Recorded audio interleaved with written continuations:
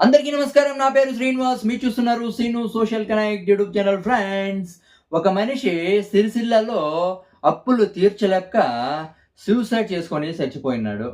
ఇది మామూలుగా జరిగేదే. జాస్తి మనం వినిన్నాం. అవునా కదా? అప్పులు తీర్చలేక చచ్చిపోయినాడు, సూసైడ్ చేసుకున్నాడు అని మనమైతే వినిన్నాము. కానీ ఈ మనిషి లెటర్ రాసినాడు. జాస్తి విచిత్రంగా ఉంది ఈ లెటరు. ఎస్పీకి, కలెక్టర్‌కి లెటర్ రాసినాడు. ఏమని రాసినాడంటే, అసలు ఈ మనిషి పేరు ఏమంటే వికృతి శేఖర్. వికృతి శేఖర్ కాదు, కక్కుర్తి శేఖర్ అని పేరు పెట్టుకోవాల్సింది. గణేశుడి బొమ్మలు రెడీ చేసేది, అమ్మేది ఈ మనిషి పని. కానీ ఈ కాలంలో జాస్తి అప్పులైతే చేసేసినాడంట. అప్పులు తీర్చలేక సూసైడ్ అయితే చేసుకున్నాడు. ఆ లెటర్ రాసినాడు. ఏం రాసినాడు తెలిసినా? అంటే నేనైతే చచ్చిపోతా ఉండా. వాళ్ళ పెళ్ళాం బిడ్డలకు కూడా హింట్ అయితే ఇచ్చినాడు. మీకు సాధ్యమైతే మీరు కూడా చచ్చిపోండి. మీకేమన్నా భయం లేకుంటే మీరు కూడా చచ్చిపోండి. మీరు నా జతకు వచ్చేయండి అని లెటర్ రాసినాడు. ఇదే కాకుండా ఇదే విచిత్రం అంటే దీనికన్నా ఏమంటే అసలు అంటే ఇప్పుడు నా పెళ్ళాం బిడ్డలని ఎవరు అప్పు అడగొద్దు. ఓకేనా? అప్పులు ఇచ్చిన వాళ్ళు చచ్చిపోని పర్వాలే, కానీ అప్పిచ్చిండే వాళ్ళు నా ఫ్యామిలీని ఇబ్బంది పట్టకూడదు. నేను చేసిండే అప్పులకి నా ఫ్యామిలీకి నా పెళ్ళాం బిడ్డలకి ఏం సంబంధం లేదు. అప్పులు ఇచ్చిండే వాళ్ళు నా పెళ్ళాం బిడ్డల్ని అడగద్దు. ఎలాంటే సంబంధం లేదు.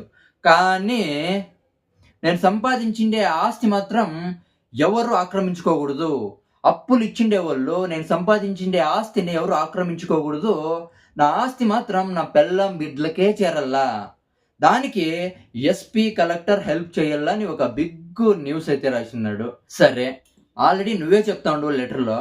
ఆస్తి ఉందని ఆ మనిషే, ఈ వికృతి శేఖర్ అనే మనిషే చెప్పినాడు. ఆస్తి ఉంది, ఆ ఆస్తి పిల్లలకి పెళ్ళాం చేరాలని. ఆ ఆస్తి అమ్మేసి అప్పులు తీర్చొచ్చు కదా!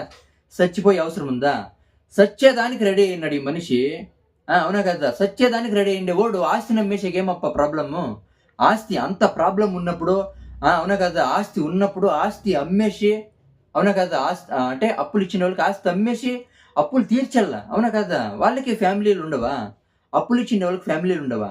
అప్పులు ఇచ్చిండే వాళ్ళకి ఫ్యామిలీలు ఉంటాయి. వాళ్ళకి బాధలు ఉంటాయి. నువ్వు సచ్చేదానికి రెడీ అయినప్పుడు నీ ఆస్తిని అమ్మేసి అప్పులు తీర్చు. దాంట్లో ఏముంది ప్రాబ్లమ్? అవునా కదా? అంటే అప్పులు ఇచ్చింది ఎవడు చచ్చిపోని ప్రాబ్లంలే. పెండ్లాం బిడ్డలు బాగుండల్లా. అవునా కదా? వాళ్ళతో మాత్రం అప్పులు అడగకూడదు. వాళ్ళతో మాత్రం ఎవరు వేధించకూడదు. అవునా కానా? కానీ సంపాదించిండే ఆస్తి మాత్రం పెళ్ళాం బిడ్డలకి రావాలని ఒక న్యూస్ అయితే రాసినాడు. అసలు నిజంగా ఎంత దరిద్రంగా ఆలోచించినాడంటే ఈ మనిషి. అందరూ అప్పులు చేస్తారప్ప. నేను అప్పులు చేస్తా, నువ్వు అప్పులు చేస్తావు. అందరూ అప్పులు చేస్తారు, కానీ ఆ అప్పు తీర్చల్లా. అవునా కదా? అప్పు తీర్చలేను, అంటే అప్పు తీరుస్తాను అనే నమ్మకం ఉన్నప్పుడే అప్పు చేయల్లా. అప్పు తీర్చే కాలదా టైం తీసుకో.